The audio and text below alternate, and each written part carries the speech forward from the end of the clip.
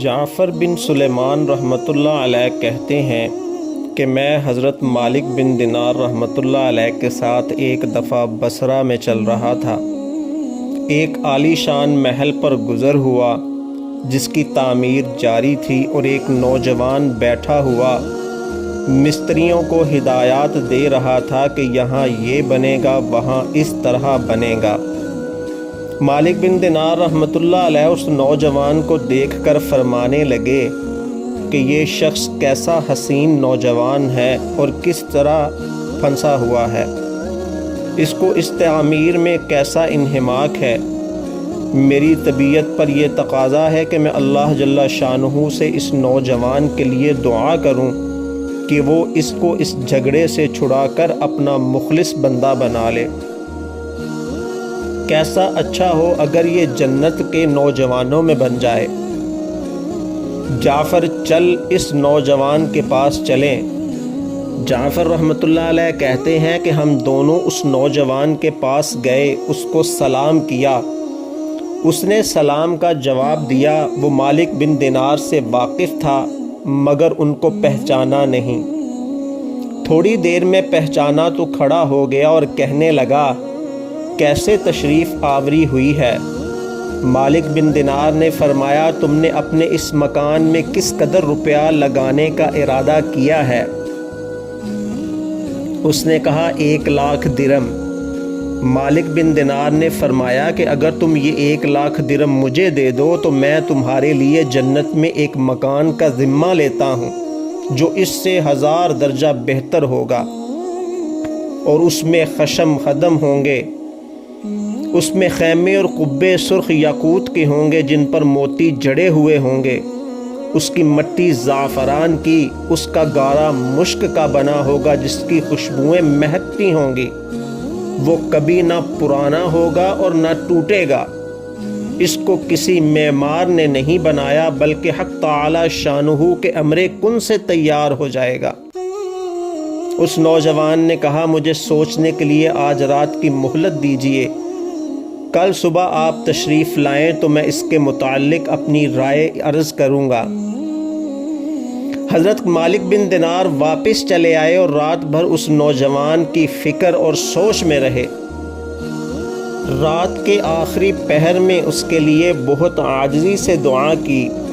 جب صبح ہوئی تو ہم دونوں اس کے مکان پر گئے۔ وہ نوجوان دروازہ سے باہر ہی انتظار میں بیٹھا تھا، اور جب مالک بن دینار کو دیکھا تو بہت خوش ہوا۔ مالک بن دینار نے فرمایا، تمہاری کل کی بات کے بارے میں کیا رائے ہے؟ اس نوجوان نے کہا کہ آپ اس چیز کو پورا کریں گے جس کا کل آپ نے وعدہ فرمایا تھا؟ مالک بن دینار فرمانے لگے، ضرور۔ اس نے دراہم کے توڑے سامنے لا کر رکھ دیے اور دوات قلم لا کر بھی رکھ دیا۔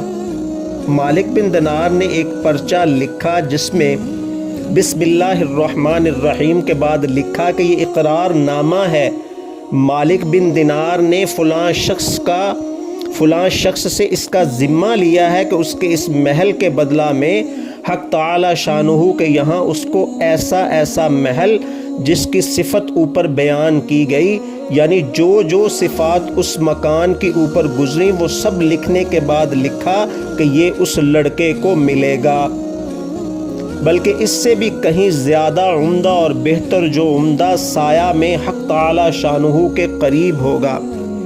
یہ پرچہ لکھ کر اس کے حوالہ کر دیا اور 1,00,000 درم اس سے لے کر چلے آئے۔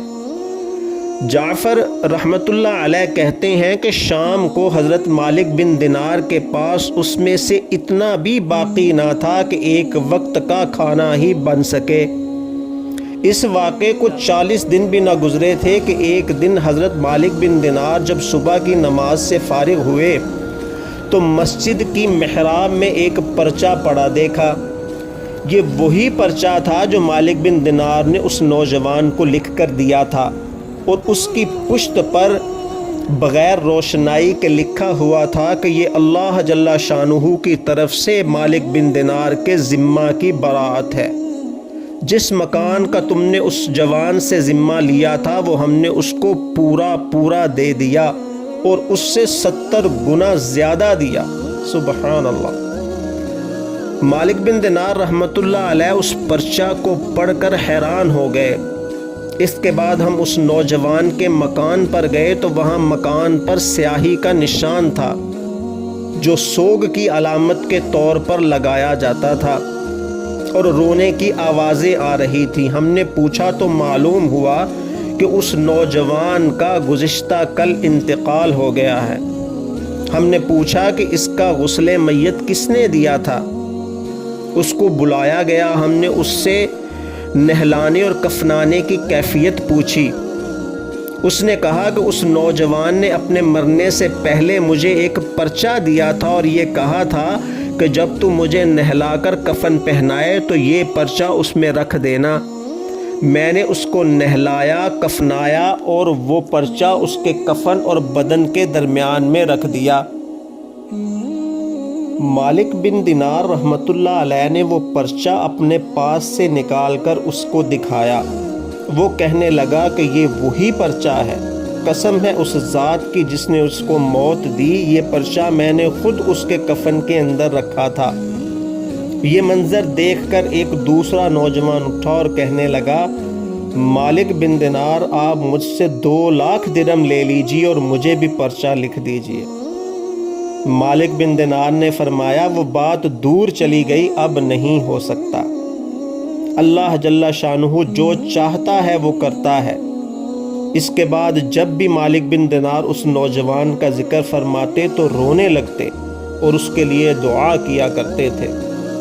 اللہ والوں کو اس قسم کے واقعات بہت کثرت سے پیش آتے ہیں کہ جوش میں کوئی بات زبان سے نکل گئی تو حق تعالی شانہ اس کو اسی طرح پورا فرماتے ہیں، جس کو حضور اقدس صلی اللہ علیہ وآلہ وسلم کے پاک ارشاد میں ان الفاظ سے نقل کیا گیا ہے کہ بہت سے بکھرے ہوئے بالوں والے غبار آلودہ لوگ جن کو لوگ اپنے دروازہ سے ہٹا دیں اور ان کی پرواہ بھی نہ کرے، ایسے ہیں کہ اگر اللہ جل شانہ پر کسی بات کی قسم کھا لیں تو وہ ان کی بات کو پورا کرے۔ سبحان اللہ۔ مسلم شریف کی یہ حدیث ہے۔ محترم سامعین کرام، اگر آپ کو ہماری یہ ویڈیو پسند آئے تو اس کو لائک اور شیئر کریں اور چینل کو بھی سبسکرائب کر دیں تاکہ ایسی اور ویڈیو آپ تک بر وقت پہنچ سکیں۔ جزاک اللہ۔